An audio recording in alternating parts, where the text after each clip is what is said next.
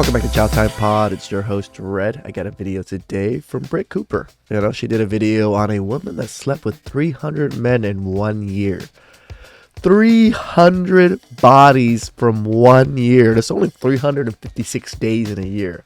So there's 56 days she didn't do something. That's crazy. Please like and subscribe down below. I really appreciate that. Let's get to that chow. It's chow time. Welcome back to the comment section. I'm Britt Cooper. Last month, a story went viral after an Australian OnlyFans model gave an interview where she was bragging about I wonder why Australians are also passport bros. how she had slept with 300 people in a single year. Oh my God. 300 people. That's like taking no breaks.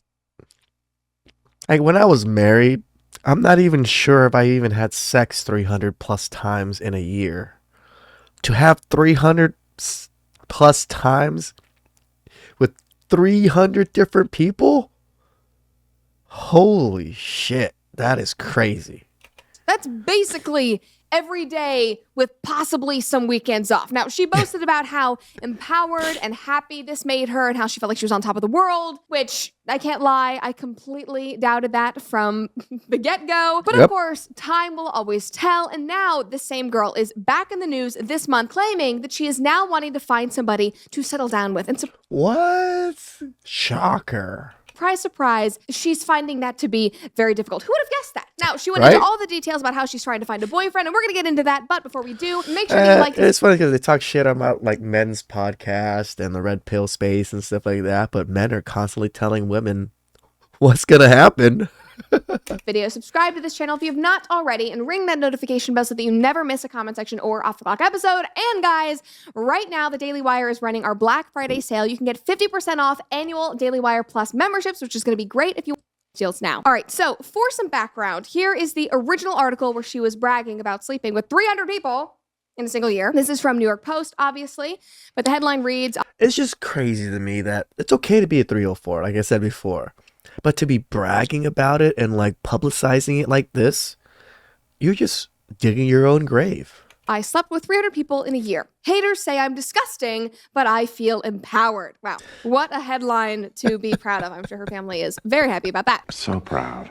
Anyway, let's dive into the article. It said an Australian woman who says that she has had sex with more than 300 people in 1 year found the experience empowering. Annie Knight, 26, told the Kyle and Jackie O show that she even managed to bed 5 people in a single day during the frisky, fun-filled year. Define fun. Wow, that's even more of an accomplishment. Quote, I 5 different dicks in one single day is a lot of dick in one day. felt empowered afterwards. Sex makes me feel good. It is meant to make you feel good. Oh, yes. Okay. Empowered? Like, are you sure? Genuinely, we have a moment of self-reflection. Are you sure that it actually makes you feel empowered? Like, I think everybody would agree that I don't know what the definition of being empowered is, at least in women's eyes, because it doesn't make sense to me when they talk about it for sex workers and stuff like that. I'm just confused by it. somebody who has to sleep with a new person basically every single day is not the most empowered. I would actually argue that it might be the opposite, and you're just trying to mask that feeling with sex. And you're now telling the entire world because you want to feel even better about your choices. But actually, this should have been something that you kept private, in my opinion. Kept private. Like ExpressVPN keeps your internet activity private. Now, do you guys ever read the fine print that appears when you start browsing in incognito mode? It says that your activity might still be visible to your employer, your school, expressvpn.com/Cooper. What is even more interesting to me than online privacy is the response that happened online. Because if we live in a society that praises this type of behavior and has encouraged this kind of behavior, then where is the praise? Because I saw none of it. So apparently, which is good. Shame is back. Bring back that shame, you know? Apparently, there is a line. There is a line in the sand, and 300 people in a year is apparently crossing it. And even though that is the bare minimum, it does give me just a tinge of hope. But every single tweet and comment about this girl is basically the same. One guy said, empowered to the point where nobody wants to marry her. Ugh, harsh. Another person said, the question is, who's going to marry her? Another person said, it's meant to make you feel good with your husband or wife. Somebody else said, so that means she does it almost every day. Who will marry her? Again, people asking the same question over and over again. And I hate to pile on because obviously this girl has read these comments. She's heard these concerns. But these people are exactly right. And when I first saw this article, I knew that everybody else thought the same thing. However, I did not realize that she would see the cause and effect so soon. Because here's another headline about her less than a month later. This is just from last week. I had sex with 300 people in a year. Here's my unlikely plan for 2024. So her plan is to try and date for the first time in her life. To go on dates that are 26, 300 bodies in 1 year. Wants to go out on dates for the first time in her life. What the fuck is the world coming to? At 26, you're going to go out for the first time, even though you've had 300 plus bodies in 1 year. So we're not counting like total. How long have you been doing OnlyFans and all this? Her body count might be in fucking tens of thousands. 5 digits. Like, that's crazy. not for sex like most normal people do. Absolutely insane if you ask me. Just crazy idea that you could do that. And who knows, she might just be saying this for more clicks and attention, which I'm obviously giving her, but I think that it's an important thing to discuss, especially because she has an OnlyFans, so who knows what she is willing to do for clout. However, some of the things that she said in the article were very telling. They gave her an introduction again, she hit headlines for sleeping with 300 people in a year, and she has set herself a new challenge in the quest to find lasting love. She is currently on a mission to go on one date per week for 12 months, documenting the journey for her TikTok followers. I'm going on 52 dates in 52 weeks, and this is why. It is tough out there for us single gals, okay? Anyone in the dating game knows it is absolutely and close to impossible to find a guy who is ready to commit. Now, I think it would be great if for you to find a guy that's ready to commit is going to be pretty unlikely and low. Yes, I do 100% agree. she was just doing this for herself rather than blasting it all over TikTok for attention, but maybe the accountability will be good for her. Who knows? Anyway, moving on. The blonde who said that she has been single for 3 years, so she's had a lot of time to rack up those numbers, admitted that she is inexperienced when it comes to courting potential paramours and wants to expand upon her skills outside of the bedroom. But what You want to get your skills that are better outside of the bedroom. Usually people work on those skills first before they work on those bedroom skills, you know, because people don't usually have sex before they even try to get into relationships. That doesn't usually happen.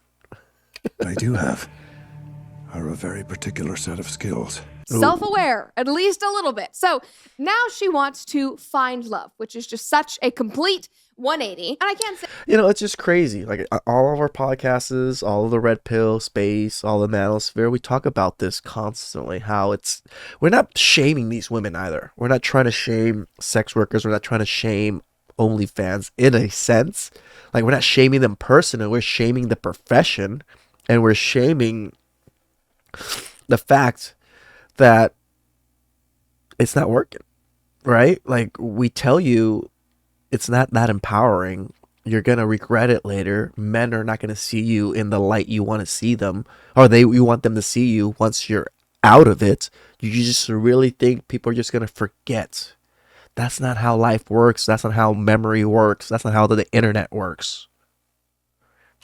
that I'm mad at all, because this is obviously and absolutely what I hope for her. Like, I don't need every single woman to settle down and be some like aesthetic trad soft wife that you see on TikTok, but True. I do wish that every woman would realize that they are worth more than just their body, and that this kind of lifestyle literally strips you of your self-respect and is simply not sustainable in the slightest. But sadly, because they've been lied to by I modern mean, it's sustainable if they make a lot of money, and then they stop and they find some simp just to settle down with. Then they can do it. But women are hypergamous. Women are women first. You know, they want a good man that's worth more than them, smarter than them, taller than them, better looking than them. feminists. So many women like her don't realize how damaging excessive sleeping around like this is, especially when you start looking for a real relationship. The article But went it's not just that. She does OnlyFans too. Yes, promiscuity is a definitely no-no for most men, but now she's put it on the internet for everyone else to see. That's also a pretty big no-no for most men. That's 2 big no-nos. on and said in one update posted to TikTok, the Australian admitted that she had to take a week off from dating because it was already getting too exhausting. I had a week off. I was really, really exhausted. And I was actually really sick last week, but I needed a bit of a break. People don't realize how exhausting going on first dates are. And even if you see them a few Shut the fuck up. Shut the fuck up. Really? Going on a first date is exhausting for a woman? What the fuck are you doing? You're just showing up and eating and enjoying your goddamn time. That's all most women do. Rarely women have, like, what, made the first date, planned out everything, paid for everything. When has that ever fucking really happened? I got to do all that work. So what's so stressful for you? What, just meeting people, actually having to try to have a conversation with people that doesn't have to deal with sex? That's probably the big problem for you. Times it's like it takes a lot of energy out of you. Quote, I don't know what's wrong with me. I see somebody online or whatever, and I get this false depiction of what they're like in my head. Like I make up what they're going to be like, and when they don't meet that expectation, I get disappointed. It's really bad. I probably need to see a therapist. I do see a therapist actually, but I don't talk about relationship stuff. And then she said, maybe I should. Maybe you should. Yes, that would be great because relationships and men seem to be a big part of your life. So maybe we could add that to what you're talking about. But anyway, dating is already too exhausting. She's struggling with it. And she talks about men not living up to the image that she has of them in their head. And I can't help but assume that, number one, She has Prince Charming. They have to be perfect in every single way. And like he's like the most fictional imagery of a man possible is what most women are imagining the men. This is why as men, you shut the fuck up. You say a little bit of things and you shut the fuck up. You let them talk. Why? Because in their heads, they are imagining you being some kind of superhero or whatever it is. And the more you talk, the more you take away from that fantasy. And the more what you take away from that fantasy and you become just you, they're not into you anymore because you just ruined their fantasy of how the potential that you could be. her ideas and expectations of men have been completely thwarted by purely seeing them for sexual purposes until now. And number two, that some of these expectations that aren't being met is the men not being comfortable and excited about her past and her being let down by that. Like she says, I don't know what's wrong with me is a wild statement to make, knowing that there are dozens of articles about you and your body count online that you happily bragged about. And now I wonder if you're seeing the consequences of that once you're trying to date. Yeah, when you go mainstream like that, where they're writing articles about you and stuff like that, you think the whole country doesn't know who the fuck you are? Like, what the fuck? Normal, respectable guy and try to get into a relationship. Now, I obviously hope that she finds love and a sense of security and self outside of sex, because everybody deserves that and you should be able to find that. And I genuinely... No, Cooper. No. This is one thing I disagree with. Not everybody deserves it. Not everybody deserves everything in the world that's possible. Some people are just shitty people and they don't deserve these things. It is what it is. Genuinely feel bad for women like her who have been lied to for years about meaningless sex being the greatest avenue for women's liberation. I promise that you are worth more than that. Do not cheapen yourself for a false momentary sense of empowerment. 300 bodies in 1 year. It says more than 300 bodies in 1 year.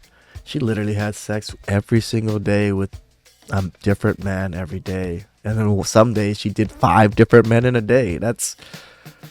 What in the world makes these women think that this is wifey material? This is what men are looking for.